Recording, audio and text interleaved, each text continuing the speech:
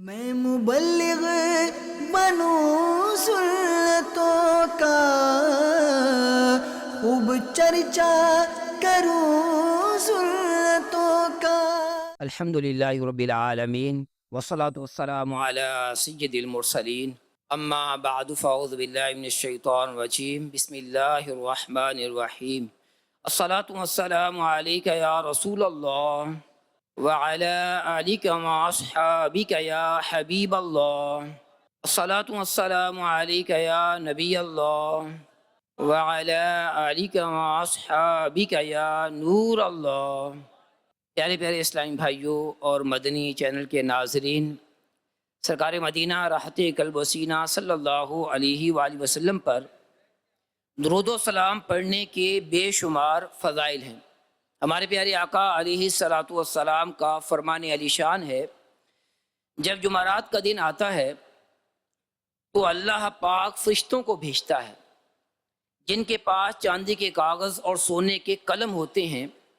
وہ لکھتے ہیں کہ کون یوم جمعرات اور شب جمعہ مجھ پر کثرت سے درود پاک پڑھتا ہے۔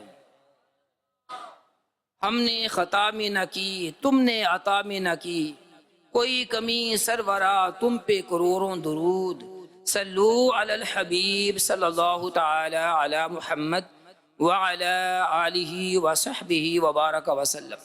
پیارے اسلامی بھائیوں، بیان سننے سے پہلے اچھی نیتیں کر لیتے ہیں کہ فرمان مصطفیٰ صلی اللہ علیہ وآلہ وسلم ہے، انما الاعمال بالنیات، کہ اعمال کا دار و مدار نیتوں پر ہے۔ تو یہ نیت کی جا سکتی ہے کہ اللہ پاک کو راضی کرنے کے لیے بیان سنوں گا، جو بیان کیا جائے گا اس پر عمل کرنے کی کوشش کروں گا، اور جو بات اچھی طرح یاد ہو گئی تو اسے دوسروں تک پہنچا کر نیکی کی دعوت کا ثواب پاؤں گا۔ ہمارے پیارے آقا علیہ الصلاۃ والسلام کی ساری زندگی ہمارے لیے ایک نمونہ ہے، اور اللہ پاک نے پیارے آقا علیہ الصلاۃ والسلام کی زندگی کے بارے میں قرآن مجید میں ارشاد فرمایا، لَقَدْ كَانَ لَكُمْ فِي رَسُولِ اللَّهِ أُسْوَةٌ حَسَنَةٌ، بے شک تمہیں رسول اللہ صلی اللہ علیہ وسلم کی پیروی بہتر ہے۔ تو آپ کا بچپن، آپ کی جوانی، آپ کی پوری زندگی ہمارے لیے ایک مشعل راہ ہے، ہدایت کا سامان ہے۔ خوش نصیب ہیں وہ جو پیارے آقا علیہ الصلاۃ والسلام کی سیرت کا مطالعہ کرتے ہیں، آپ کی زندگی کے واقعات سنتے ہیں اور پھر ان پر عمل کرنے کی کوشش کرتے ہیں۔ آج میں آپ کی خدمت میں پیارے آقا علیہ الصلاۃ والسلام کی جوانی کے 3 واقعات بیان کروں گا۔ غور سے سنیں گے تو انشاءاللہ الکریم ہمیں فائدہ ہوگا اور عمل کی بھی توفیق ملے گی۔ ہمارے پیارے آقا علیہ الصلاۃ والسلام تشریف لائے، یعنی مکہ شریف میں، عرب کے اندر، وہاں آپس میں لڑائیوں کا بڑا سلسلہ تھا۔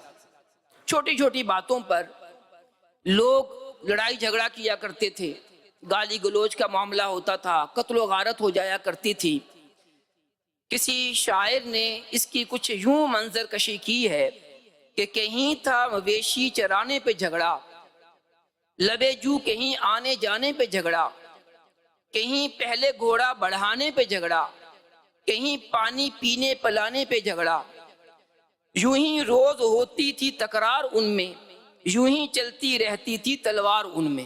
تو یوں چھوٹی چھوٹی باتوں پر لڑائی جھگڑے شروع ہوتے اور پھر برسوں جاری رہتے تھے۔ ایک جنگ تھی جسے جنگ بعاث کہا جاتا ہے، یہ 120 سال جاری رہی۔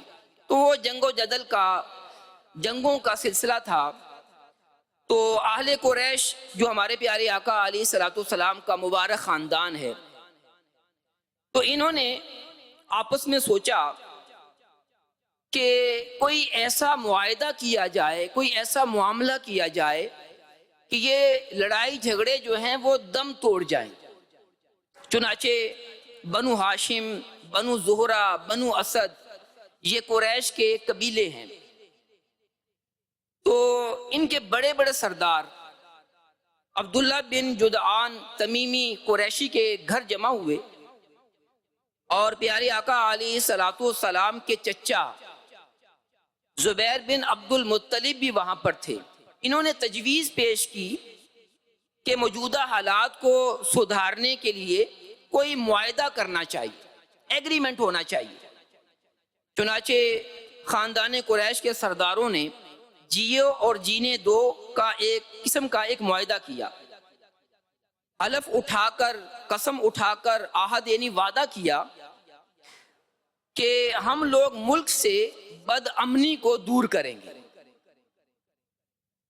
مسافروں کی حفاظت کریں گے، غریبوں کی امداد کرتے رہیں گے، مظلوموں کی حمایت کریں گے، کسی ظالم یا غاصب یعنی زبردستی حق چھیننے والے کو مکہ شریف میں نہیں رہنے دیں گے. تو یہ ان کے معاہدے کے کچھ جو ہے وہ پوائنٹ تھے. کیا کیا تھے؟ بد امنی کو دور کریں گے، مسافروں کی حفاظت کریں گے، غریبوں کی مدد کریں گے، مظلوموں کی حمایت کریں گے، ظالموں کو مکہ شریف میں نہیں رہنے دیں گے. تو یہ بڑا پیارا معاہدہ تھا. اس معاہدے میں شریک کئی لوگوں کا نام فضل تھا، اس لیے اس معاہدے کو تاریخ میں حلف الفضول کہا جاتا ہے، یعنی ان چند آدمیوں کا معاہدہ، ایگریمنٹ، جن کا نام فضل ہے. اس میں حضور اقدس صلی اللہ علیہ وآلہ وسلم بھی شریک تھے. آپ بھی اس جو ہے وہ معاہدے میں موجود تھے اپنے چچا زبیر بن عبد المطلب کے ساتھ. پیارے آقا علیہ الصلوۃ والسلام جب اس معاہدے کا ذکر کیا کرتے تھے، اس ایگریمنٹ کا ذکر کیا کرتے تھے، تو آپ فرمایا کرتے تھے کہ مجھے اس معاہدے پر اتنی خوشی ہوئی کہ اگر اس کے بدلے میں کوئی مجھے سرخ اونٹ بھی دیتا تو مجھے اتنی خوشی نہ ہوتی. سرخ اونٹ عرب کے اندر بڑا قیمتی مال سمجھا جاتا تھا. تو آپ فرما رہے ہیں کہ مجھے اس معاہدے پر اتنی خوشی ہوئی کہ اگر کوئی مجھے سرخ اونٹ بھی دیتا تو اتنی خوشی نہ ہوتی.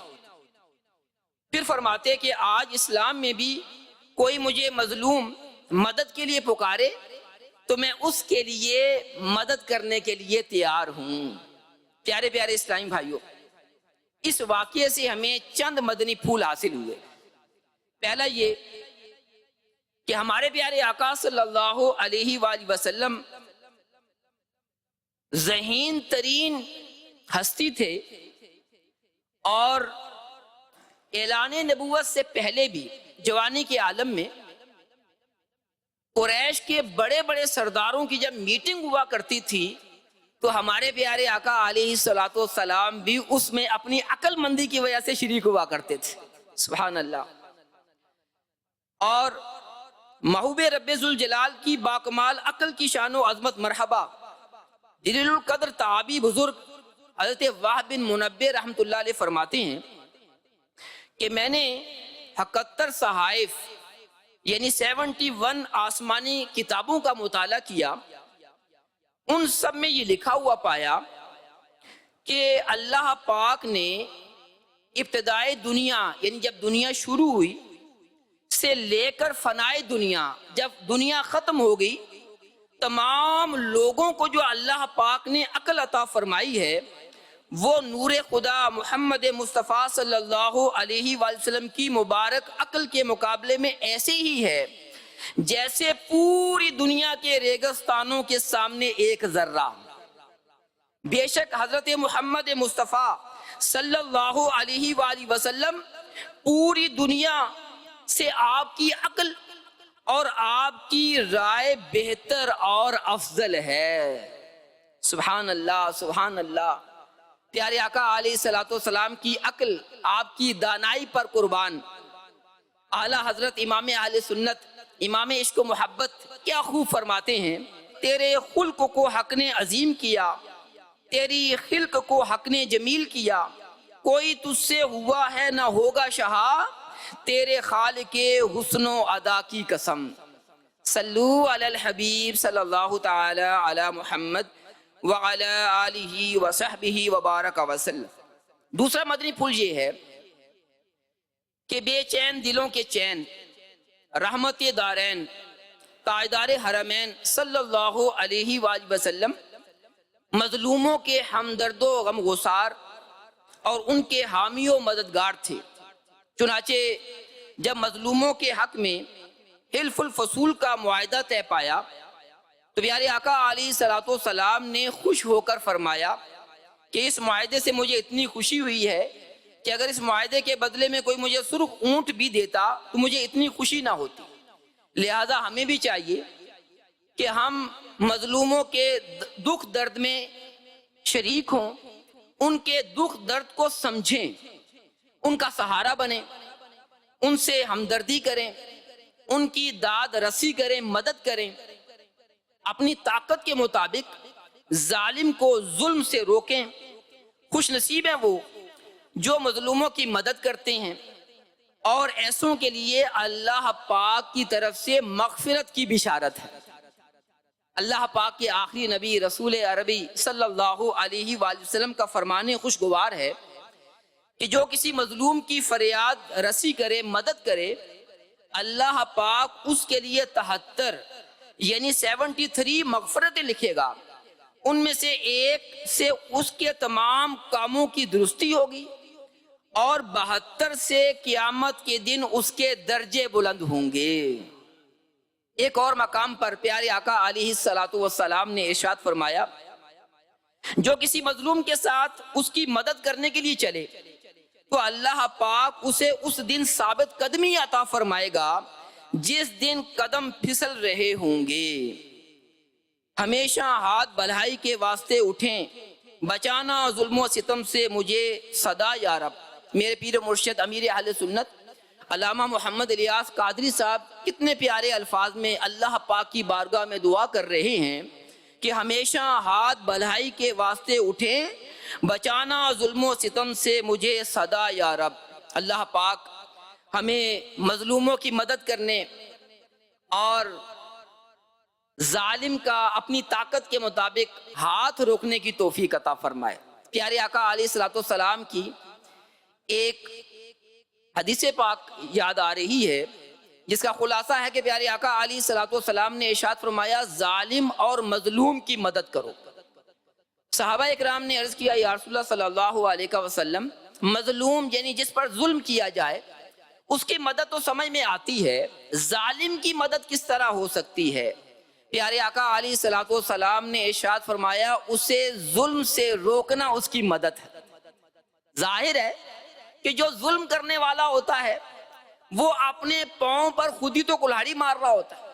جو ظالم بندہ ہوتا ہے دنیا میں بھی اسے اچھا نہیں سمجھا جاتا، اور آخرت کا عذاب بھی اس کے لیے تیار ہے کہ جو ظلم ہوتا ہے نا، یہ آخرت کے لیے تاریک ہے، یعنی تاریکی ہے، اندھیرا ہے۔ جتنا کوئی ظلم کرے گا دنیا میں اتنا ہی اس کی قبر میں اور آخرت میں اس کو اندھیرا ملے گا۔ تو لہٰذا ہمیں جتنی طاقت ہے اس کے مطابق ظالم کو بھی روکنا چاہیے، اس کا ہاتھ پکڑنا چاہیے۔ اللہ پاک ہمت دے، توفیق دے، اور مظلوموں کی داد رسی بھی کرتے رہنا چاہیے، جیسا کہ آپ نے سنا کہ اس کا کتنا فائدہ ہے۔ اور جو واقعہ ہم نے حلف الفضول کا سنا، اس کا دوسرا مدنی پھول یہ ہے کہ پیارے آقا علیہ الصلوۃ والسلام جوانی میں بھی اصلاح معاشرہ کے لیے کوشش فرمایا کرتے تھے۔ جو لڑائی جھگڑوں اور خون خرابے والے معاملات کو ختم کرنے کے لیے آپ پیش رہتے تھے، جبکہ دوسری جانب آج ہم اگر معاشرے پر نظر دوڑاتے ہیں تو جو مسلمان لڑتے جھگڑتے ہیں ان کو آپس میں صلح کروانے کے بجائے بعض لوگ ان کی لڑائی کی ویڈیو بنا لیتے ہیں اور پھر اسے سوشل میڈیا پر ڈال دیتے ہیں، اور اسے ایک ہنسی مذاق کا جو ہے وہ انداز اختیار کر لیتے ہیں۔ حالانکہ ہونا تو یہ چاہیے کہ ہم اس لڑائی کو ختم کروا دیں۔ اگر لڑائی ختم نہیں کروا سکتے تو وہاں کھڑے ہو کر تماشا دیکھنے کے بجائے اپنی راہ لیں۔ پیارے پیارے اسلامی بھائیوں، عاشقان رسول ایسے نہیں ہوتے کہ جو لڑائی کو بڑھائیں، جھگڑے میں اضافہ کریں، بلکہ جھگڑوں کو روکنا جو ہے یہ عاشقان رسول کی نشانی ہے کہ جو اللہ اور اس کے رسول صلی اللہ علیہ وسلم سے محبت کرتے ہیں تو وہ مسلمانوں میں صلح کروانے والے ہوتے ہیں، لڑائی جھگڑے ختم کروانے والے ہوتے ہیں۔ اور ہمارے پیارے آقا علیہ الصلوۃ والسلام نے بھی صلح کروانے کی ترغیب دلائی ہے۔ ایک مرتبہ پیارے آقا صلی اللہ علیہ وآلہ وسلم نے فرمایا کیا میں تمہیں ایسا کام نہ بتاؤں جو درجے میں روزے نماز اور زکوٰۃ سے بھی افضل ہو؟ صحابہ اکرام علیہ رضوان نے عرض کیا یا رسول اللہ صلی اللہ علیہ وسلم کیوں نہیں، ہمیں ضرور بتائیے کہ وہ کون سا عمل ہے جو روزے نماز اور زکوٰۃ سے بھی افضل ہے۔ تو پیارے آقا علیہ الصلوۃ والسلام نے ارشاد فرمایا آپس میں صلح کروانا۔ سبحان اللہ، کیسا پیارا فرمان ہے کہ صلح کروانا کتنا افضل عمل ہے، لیکن یہ صلح شریعت کے دائرہ کار میں ہونی چاہیے۔ ایسی صلح جو حرام کو حلال اور حلال کو حرام کر دے وہ جائز نہیں ہے، جس طرح کہ حضرت ابو ہریرہ رضی اللہ تعالیٰ عنہ سے روایت ہے کہ پیارے آقا علیہ الصلوۃ والسلام نے ارشاد فرمایا مسلمانوں کے درمیان صلح کروانا جائز ہے، مگر وہ صلح جائز نہیں ہے جو حرام کو حلال یا حلال کو حرام کر دے۔ تو پیارے پیارے اسلامی بھائیوں، اس معاملے میں بھی ہمیں علم دین حاصل کرنا چاہیے، اور الحمدللہ علم دین حاصل کرنے کا ایک بہت پیارا ذریعہ دعوت اسلامی کا مدنی ماحول بھی ہے۔ رب کی رحمت سے جو دعوت اسلامی کے مدنی ماحول سے وابستہ ہو جاتا ہے وہ خود بھی نیک اور متقی بن جاتا ہے، نمازی بن جاتا ہے، سنتوں پر عمل کرنے والا بن جاتا ہے، خوف خدا اور عشق رسول کا پیکر بن جاتا ہے، والدین کی مدد کرنے والا، والدین کی خدمت کرنے والا بن جاتا ہے، مظلوموں کی مدد کرنے والا بن جاتا ہے، مسلمانوں کے ساتھ خیر خواہی کرنے والا بن جاتا ہے، وہاں پر آپس میں صلح کروانے والا بھی بن جاتا ہے۔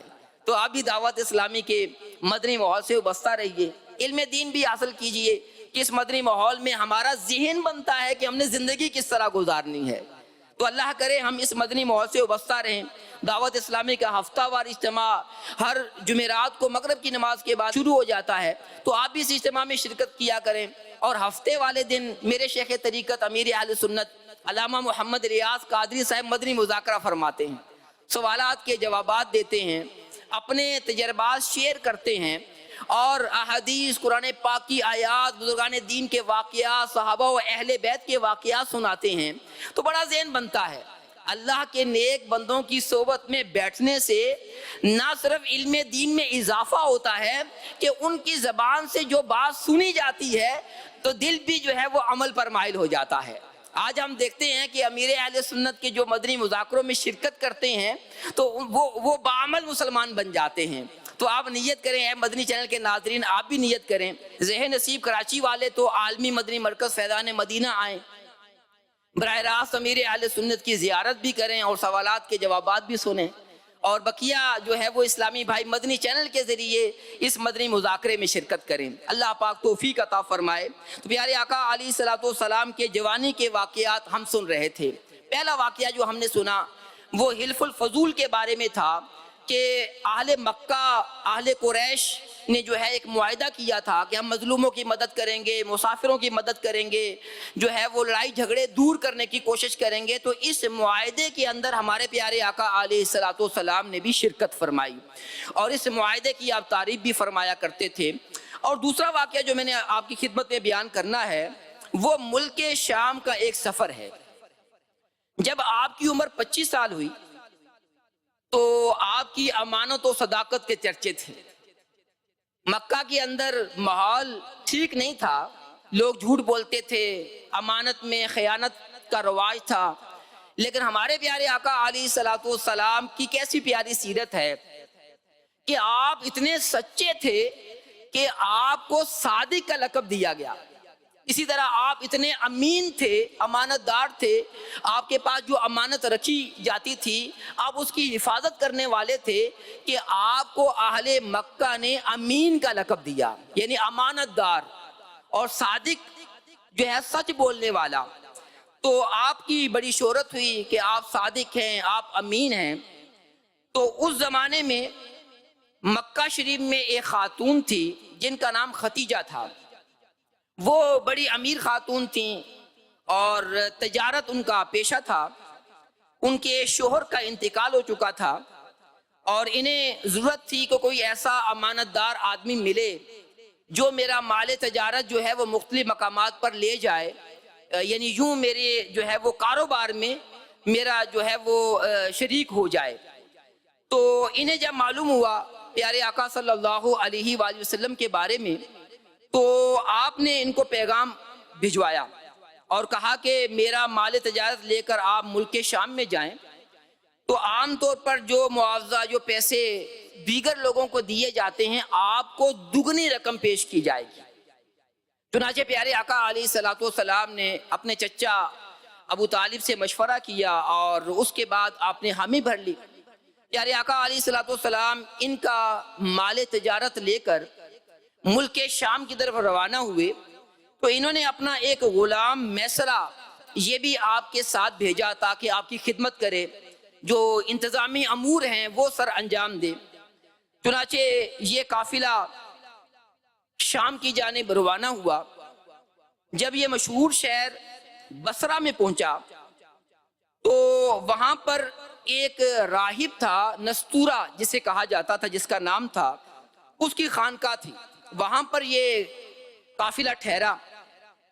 نستورہ جو ہے یہ میسرہ کو جانتا تھا، کیونکہ میسرہ اس راستے پر پہلے بھی جو ہے وہ سفر وغیرہ کرتا رہتا تھا۔ تو اس نے میسرہ سے پوچھا کہ یہ جو نوجوان ہے یہ کون ہے؟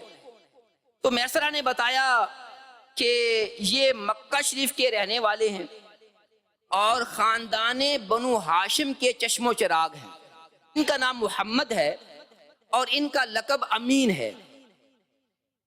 نستورہ نے کہا کہ سوائے نبی کے اس درخت کے نیچے آج تک کبھی کوئی نہیں اترا، یعنی آپ ایک درخت کے نیچے تھے۔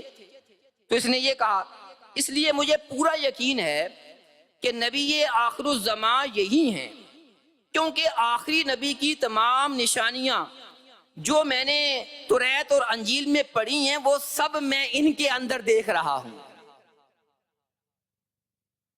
کاش میں اس وقت تک زندہ رہتا جب یہ اپنی نبوت کا اعلان کریں گے، میں ان کی بھرپور مدد کرتا اور پوری جان نثاری کے ساتھ ان کی خدمت گزاری کرتا اور تمام عمر آپ کی تابعداری میں گزار دیتا۔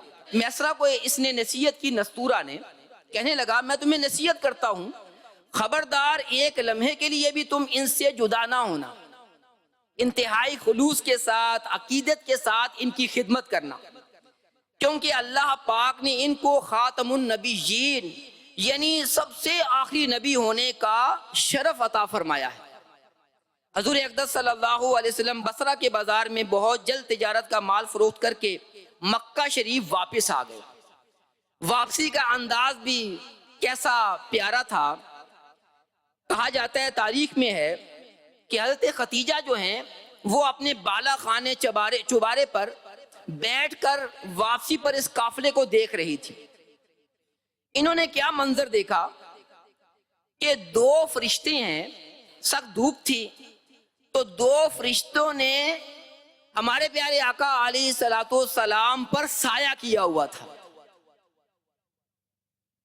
یہ منظر دیکھ کر حضرت خدیجہ بڑی متاثر ہوئی اور پھر اپنے غلام میسرہ سے کئی دن کے بعد اس کا ذکر کیا، تو میسرہ نے بتایا، اے بی بی، میں نے تو سفر میں اور بھی عجیب و غریب باتیں دیکھی ہیں اور میں نے بڑی چیزوں کا مشاہدہ کیا ہے۔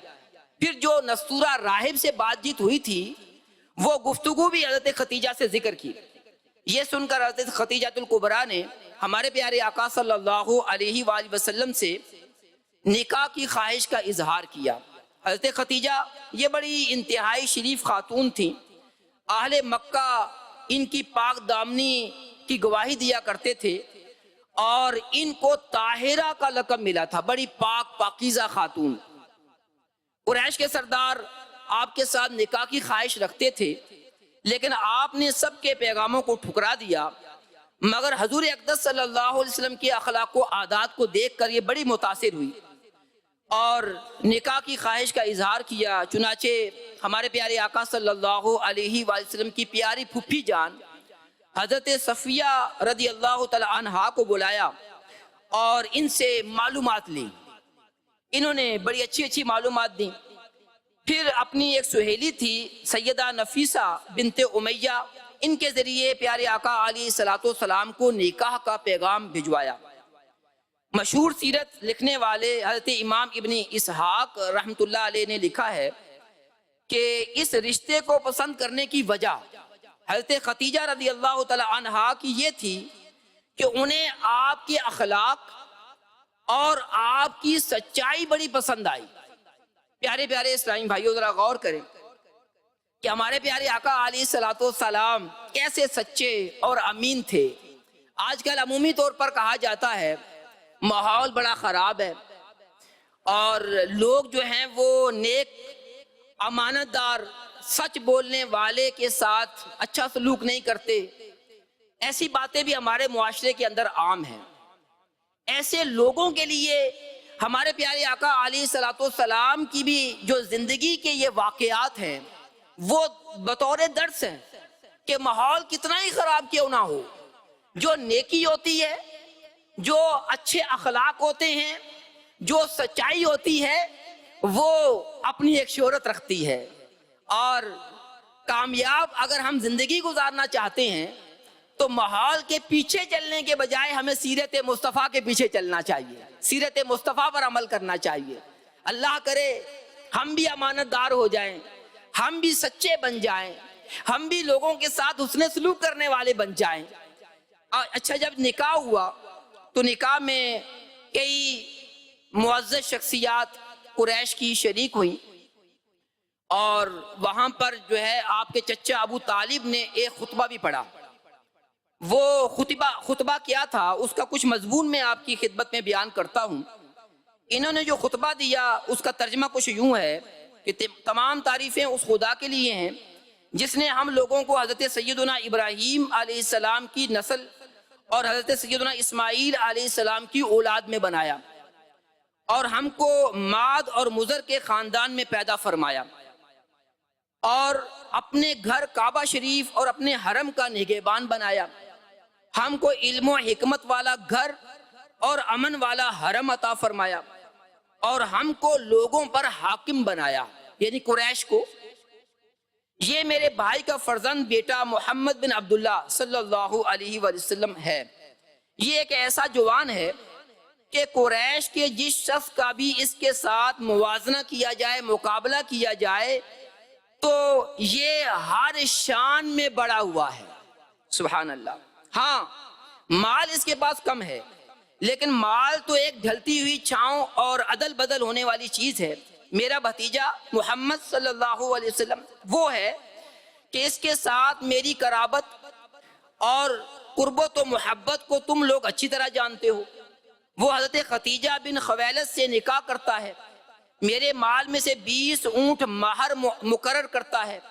اس کا مستقبل بہت ہی روشن، عظیم اور جلیل القدر ہے۔ اس کے بعد حضرت خدیجہ الکبریٰ رضی اللہ تعالی عنہا کی جانب سے آپ کے چچا زاد بھائی نوفل نے، ورقہ بن نوفل نے ایک خطبہ دیا، وہ بھی بڑا پیارا ہے۔ اس کے بھی چند کلمات آپ کی خدمت میں پیش کرتا ہوں۔ انہوں نے کیا خطبہ دیا کہ تمام تعریفیں، تمام حمد اللہ پاک کے لیے ہیں جن کو ہم شمار نہیں کر سکتے۔ کوئی شک نہیں کہ ہم لوگ عرب کے پیشوا اور سردار ہیں، آپ لوگ بھی تمام فضائل کے حقدار ہیں۔ کوئی قبیلہ آپ لوگوں کے فضائل کا انکار نہیں کر سکتا، کوئی شخص آپ لوگوں کے فخر و شرف کو رد نہیں کر سکتا، اور بے شک ہم لوگوں نے نہایتی خواہش کے ساتھ آپ لوگوں کے ساتھ ملنے اور رشتے میں شامل ہونے کو پسند کیا ہے۔ لہذا اے قریش، تم گواہ ہو کہ میں نے حضرت خدیجہ کا نکاح 400 مسکال کے بدلے میں محمد بن عبداللہ صلی اللہ علیہ وسلم کی زوجیت یعنی نکاح میں دیا۔ تو پیارے پیارے اسلامی بھائیو، اس طرح یہ نکاح ہوا اور نکاح کی وجہ میں نے بیان کر دی، سچائی اور صداقت۔ پیارے پیارے اسلامی بھائیو، اس واقعے سے بھی ہمیں جو ہے وہ کتنے مدنی پھول ملتے ہیں کہ جو بندہ سچا ہوتا ہے، نیک ہوتا ہے، امانت دار ہوتا ہے، تو دنیا کے اندر بھی اسے صلہ ملتا ہے، لوگ اس سے محبت کرتے ہیں، اس کی تعریف کی جاتی ہے، وہ دنیا میں بھی کامیاب ہوتا ہے، اور سچا اور جو ہے وہ امانت دار ہمارا عقیدہ ہے وہ آخرت میں بھی انشاءاللہ اللہ کے کرم سے جو ہے وہ کامیاب ہوگا۔ تو اے کاش ہم بھی اس کامیابی کے راستے پر چلنے والے بن جائیں۔ پیارے آقا علیہ الصلوۃ والسلام، کیونکہ وقت کم رہ گیا ہے تو میں آخری واقعہ جو ہے وہ بیان کر کے اپنے بیان کو اختتام کی طرف لاتا ہوں کہ جب ہمارے پیارے آقا علیہ الصلوۃ والسلام کی عمر مبارک 35 سال کی ہوئی تو زوردار بارش سے حرم کعبہ میں ایسا عظیم سیلاب آیا کہ کعبے کی عمارت شہید ہو گئی۔ عمالقہ قبیلہ جرہم اور قصی وغیرہ اپنے اپنے وقتوں میں کعبے کی تعمیر و مرمت کرتے رہتے تھے، مگر چونکہ عمارت گہرائی میں تھی اس لیے پہاڑوں سے جب پانی آتا اور یہ پانی مکہ شریف کے یعنی جو کعبہ شریف تھا وہاں پر جمع ہو جاتا تھا، اس وجہ سے کعبہ شریف کی عمارت جو ہے وہ شہید ہو گئی۔ قریش نے کئی دفعہ بند بھی بنائے تاکہ جو ہے پانی جو ہے کعبہ شریف کی طرف نہ آئے، لیکن بہرحال جب یہ عمارت منہدم ہو گئی، شہید ہو گئی، تو قریش نے مل جل کر یہ فیصلہ کیا کہ اس کی تعمیر کرتے ہیں۔ اس کی تعمیر میں ہمارے پیارے آقا صلی اللہ علیہ وآلہ وسلم بھی شریک تھے، اس تعمیر میں جو ہے وہ دوسرے سردار بھی شریک تھے، آپ پتھر پر اٹھا کر لا رہے تھے کعبہ شریف کی تعمیر کے لیے۔ جب عمارت بن گئی اور مبارک پتھر حجر اسود وہ لگانے کی باری آئی تو مکہ والے آپس میں جھگڑا کرنے لگے کہ یہ شرف ہمیں حاصل ہونا چاہیے کہ یہ حجر اسود کو کعبہ شریف کے اندر ہم نصب کریں، اور پھر کافی جو ہے وہ آپس میں جنگ و جدل کا بھی خطرہ ہو گیا۔ میں واقعے کو مختصر کرتا ہوں۔ آخر میں طے پایا کہ ہم مکہ شریف کے اندر یعنی بڑے بڑے جو سردار ہیں ان کو منتخب کرتے ہیں اور وہ کعبہ شریف میں رات میں رہیں۔ صبح کے وقت جو کعبہ شریف میں سب سے پہلے آئے گا وہ ہمارا یہ فیصلہ کرے گا۔ اللہ پاک کے کرم سے ہمارے پیارے آقا علیہ الصلوۃ والسلام سب سے پہلے کعبہ شریف میں تشریف لائے، کعبہ شریف کے قریب آئے۔ جب سردار مکہ نے آپ کو آتے دیکھا تو سب پکار اٹھے، امین آ گئے، صادق آ گئے، امین آ گئے، صادق آ گئے۔ ہمارے پیارے آقا علیہ الصلوۃ والسلام کی عقل مبارک کے بارے میں تو میں پہلے بیان کر چکا ہوں کہ اللہ پاک نے آپ کو کتنا ذہین بنایا تھا۔ تو آپ کی ذہانت دیکھیے، آپ نے ایک چادر کو پھیلایا اور اس چادر میں مبارک پتھر حجر اسود کو رکھا اور پھر سارے سرداروں سے کہا کہ آپ اس چادر کو پکڑ لیں۔ اب سارے سردار جو ہیں اس چادر کو پکڑ کر وہ جس جگہ نصب کرنا تھا وہاں پر آ گئے۔ پیارے آقا علیہ الصلوۃ والسلام نے اب اس پتھر کو اٹھایا اور نصب کر دیا۔ تو پیارے پیارے اسلامیوں، دیکھا آپ نے کہ ہمارے پیارے آقا علیہ الصلوۃ والسلام نے کتنے پیارے طریقے سے سب کا مسئلہ حل کر دیا، سب کو شرف عطا فرما دیا۔ اب ہر کوئی یہی کہتا تھا کہ ہمارے قبیلے کے سردار نے حجر اسود کو نصب کیا ہے۔ تو یہ ہوتا ہے عقل مندی اور دور اندیشی۔ تو اللہ پاک نے اپنے پیارے محبوب علیہ الصلوۃ والسلام کو یہ حکمت اور یہ ذہانت عطا فرمائی تھی۔ اس سے یہ بات بھی معلوم ہوئی کہ کوئی بھی معاملہ ہو، کوئی بھی مسئلہ ہو، اس پر کچھ غور و فکر کرنا چاہیے اور کوئی ایسا فیصلہ کرنا چاہیے کہ جس پر شریعت کے دائرہ کار میں رہتے ہوئے کہ جس پر سارے راضی ہو جائیں۔ یہ اللہ پاک کی مدد اور اللہ پاک کی تائید سے ہی ہو سکتا ہے۔ تو اللہ پاک کرے کہ ہم ہر معاملے میں غور و فکر کریں اور غور و فکر کر کے کوئی اچھا اقدام کریں، سب کو لے کر چلیں۔ تو اللہ پاک ہم سب کو جو ہے ان باتوں پر عمل کرنے کی توفیق عطا فرمائے۔ بیان کو اختتام کی طرف لاتے ہوئے چند سنتیں اور آداب آپ کی خدمت میں بیان کرتا ہوں۔ آپ کے سامنے ناخن کاٹنے کے حوالے سے چند سنتیں اور آداب بیان کرتا ہوں۔ جمعہ کے دن ناخن کاٹنا مستحب ہے، ہاں اگر زیادہ بڑھ گئے ہوں تو جمعہ کا انتظار نہ کیجیے۔ صدر الشریعہ مفتی امجد علی اعظمی رحمۃ اللہ علیہ فرماتے ہیں، منقول ہے کہ جو جمعہ کے دن ناخن ترشوائے کاٹے، اللہ کریم اس کو دوسرے جمعہ تک بلاؤں سے محفوظ رکھے گا، اور 3 دن زائد یعنی 10 دن تک۔ ایک روایت میں یہ بھی ہے کہ جو جمعہ کے دن ناخن ترشوائے کاٹے تو رحمت آئے گی، گناہ جائیں گے۔ ہاتھوں کے ناخن کاٹنے کے منقول طریقے کا خلاصہ پیش کرتا ہوں۔ پہلے سیدھے ہاتھ کی شہادت کی انگلی سے شروع کر کے ترتیب وار چھنگلیاں یعنی چھوٹی انگلی سمیت جو ہے وہ ناخن کاٹیے، مگر انگوٹھا چھوڑ دیجئے۔ اب الٹے ہاتھ کی چھنگلیاں سے شروع کریں، چھوٹی انگلی سے شروع کریں اور کاٹتے ہوئے جو ہے وہ انگوٹھے تک لائیں۔ سب سے آخر میں یہ جو ہے وہ جو سیدھے ہاتھ کا انگوٹھا تھا سب سے آخر میں یہ کاٹ لیجئے۔ تو پیارے پیارے اسلامی بھائیوں، پاؤں کے ناخن کاٹنے کا کوئی ترتیب تو نہیں ہے، لیکن امیر اہل سنت نے ایک طریقہ لکھا ہے کہ بہتر یہ ہے کہ سیدھے پاؤں کی چھنگلیاں یعنی چھوٹی انگلی سے شروع کریں اور ناخن کاٹتے جائیں، اور جو الٹا قدم ہے اس کی جو چھنگلیاں ہے چھوٹی انگلی تو اس پر جو ہے ختم کر دیں، یعنی اس چنگلی سے یعنی جیسے پاؤں یہ والا پاؤں ہے سیدھا پاؤں، تو یہاں سے کاٹتے ہوئے آئیں اور پھر یہاں سے شروع کرتے ہوئے یہاں پر ختم کر دیں۔ تو یہ پاؤں کے ناخن کاٹنے کا طریقہ ہے۔ اللہ پاک ہم سب کو سنتوں پر عمل کرنے کی توفیق عطا فرمائے، آمین بجاہ النبی الامین صلی اللہ علیہ وآلہ وسلم۔ صلو علی الحبیب صلی اللہ تعالی علی محمد وعلی آلہ وصحبہ وبارک وسلم۔ میں مبلغ بنوں سنتوں کا، خوب چرچا کروں